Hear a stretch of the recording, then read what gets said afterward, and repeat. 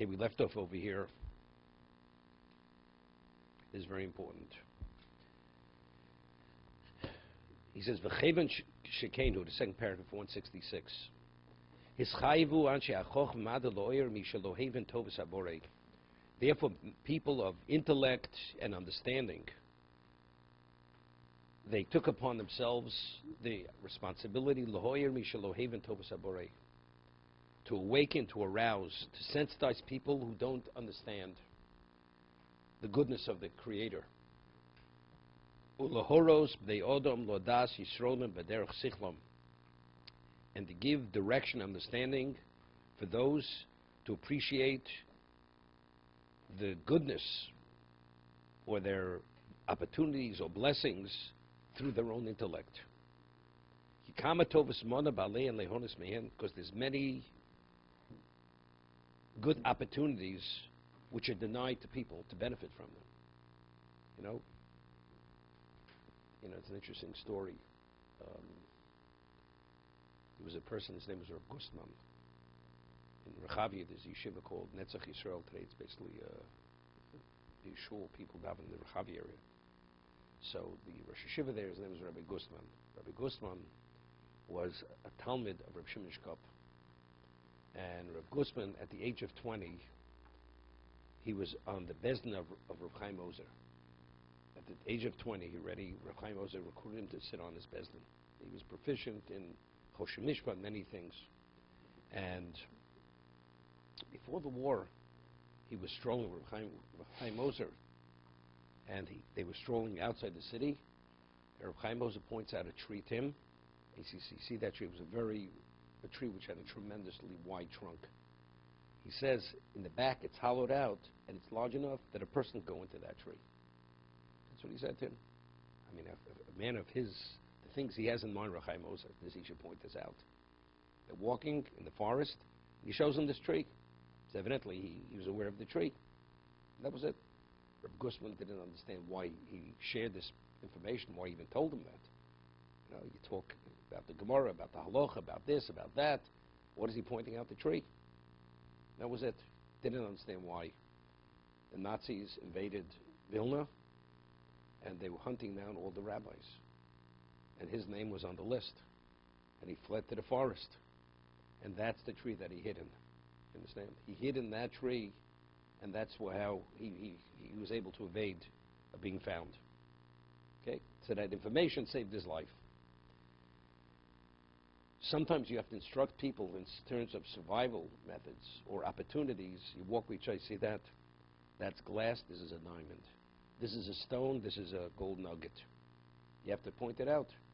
So the Chachmi, the Anshi HaChochim V'Hamado, they have to point out and direct people to share with them the opportunities that are available, that they shouldn't gloss over them. And if a person doesn't have that level of recognition, and when you make aware those who have the opportunity to recognize how they're blessed and how they have opportunities, and they reveal what's been concealed from their understanding, yigdal shivcham, the praise of God will increase. Like a person that doesn't realize how fortunate he is. A person is like, complaining and this and that. And you point out to the person, you see everybody else's family. They have illnesses. The children are abusive to the parents, disrespect. Look what kind of children they have. The person says, I never really focused on that. Once you focus on that, then you begin appreciating how fortunate you are. And that's when the praise of Hashem increases. And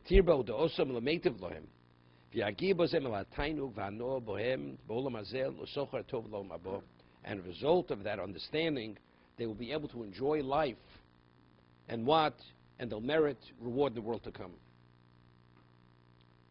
We pointed out before, Yesh L'Mona Rotza Mosayim. Person, so the more you have, the gap gets wider, correct?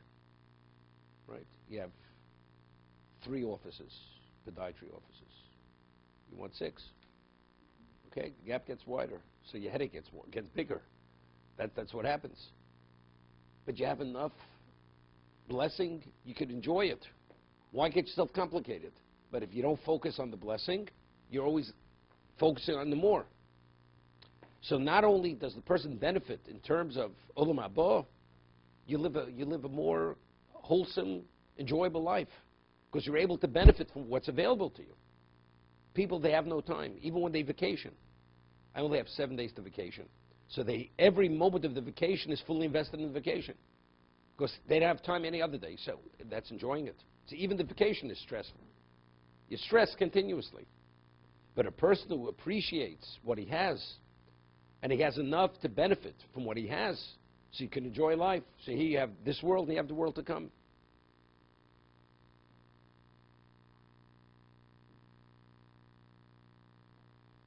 You know, it's interesting.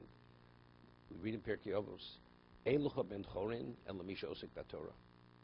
Who's the true free man? The one who engages in Torah study. Pirkei Avos. You have to be a great Talmud Chacham, right? What does it mean you're a ben chorin? You're a free man. Most people are not free men. What are they? They're slaves of their desires and their ambitions. That's most people. So who's the true ben chorin? Ben chorin means you're free to live your life as you should live it. Not to be shackled and burdened and distracted. Because you have to have that level of clarity. You have to put things in perspective, and there's a balance. The person who has the ability to live within that balance is the person who's osik v'Torah. Because this has to do with Borasi Yitzhar, Borasi Torah Tavli. Right? The antidote to that drive, that animalistic drive, and all the negative characteristics in the person is what? Is the study of Torah. So that therefore you're ben chorin.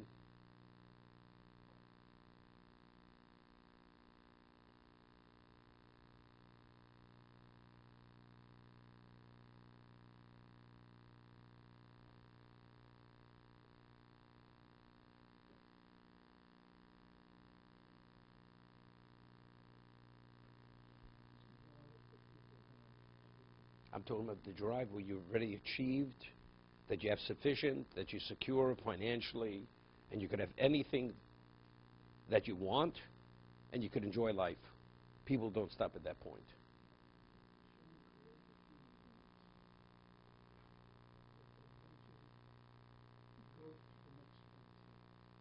No question. Doesn't say that. Doesn't say that. That's procreation. That's physically. That's procreation. No, what I'm saying like this. You understand? There's a yitzhar. There's a yitzhara. You know, the Chovos HaLevavos said in one location, people are born with different interests, and have different interests, have different capability. Why? Because when you build a house, you need different people with different capabilities. You need a person who has an architect. You need a mason. You need a carpenter. You need many things. You need a person who could dig the foundation. Many people, you need engineers. But what happens if everybody's interested in just being a mason? The world doesn't go forward. So HaKadosh Baruch Hu created people with different interests and different abilities and different drives, and as a result of, in the combination of humanity, you could build a world and you could advance the world. That's why Hashem created people with various interests, ambitions, and abilities. Right? And that's why you have a world. But the fact is, they once says the Vilna Gaon, why didn't he study medicine? Here's the Vilna Gaon. He says, because if he would have studied medicine, he would have been probably the best doctor in the world. And therefore, he would have had a responsibility to heal people. And that would have distracted him from his Torah study. He didn't want to enter into that area. So therefore, that's the reason why he didn't study medicine. Now, he knew medicine, but in terms of studying it, as the Rambam studied it, he didn't want to go there. That was his decision, not to go there. So, but who's going to cover you? Look, you know something? HaKadosh Baruch Hu's. There are other people in the world who could study medicine. There'll be other doctors. You know, you have to have ambition. You have to develop the world. And if you don't develop the world, there'll be other people to develop the world. If you're the only person who can, if you have an obligation, you're the only person who can save a person's life. You have to interrupt everything you're doing to save the person's life. That's your obligation. But if you're studying and somebody else has the ability to save somebody's life, you don't interrupt your Torah study. You don't interrupt it because there are others.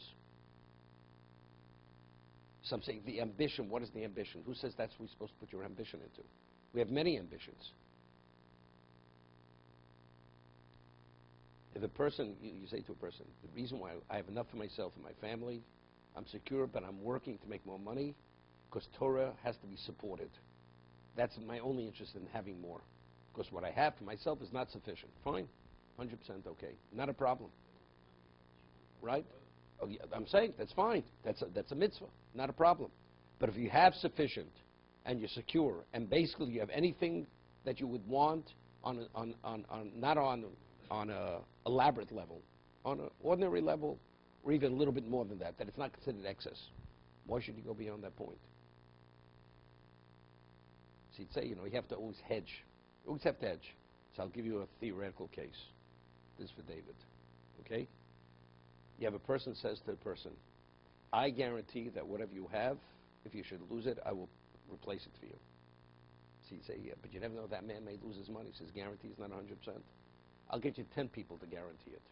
What's likely to all 10 of them losing their money? It's unlikely. You have, and you're responsible, they're responsible. Just retire, go sit and learn all day. You say this to an observant person. What would you say, David? Why does the person stop at that moment? The answer is because there's always this ego issue. I have to feel accomplished. I have to feel this. I have to have my sense of whatever may be. My sense of self. I need the acknowledgement. I need recognition. And Talmidei Chachamim, that's not, those people aren't recognized and acknowledged at that level. And I need that level of acknowledgement. You have a great rabbi coming from Israel, coming to one of the Upper East Side shuls, synagogues. The rabbi introduced him, great rabbi, Israel, this, that. That rabbi comes 3 weeks in a row. The third week he's not recognized, acknowledged as the great rabbi. The man who's Forbes number 20, he could come every week for the next 6 years. Every week he walks in, he's Forbes number 20. You understand? That's the difference. To be continued. It has to do with the person's need for acknowledgement and a sense of accomplishment.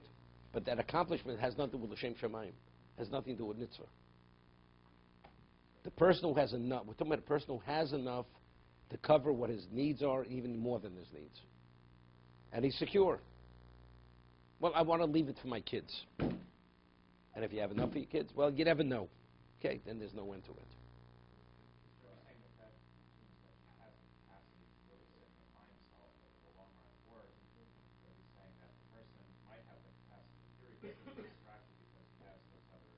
These other needs. Do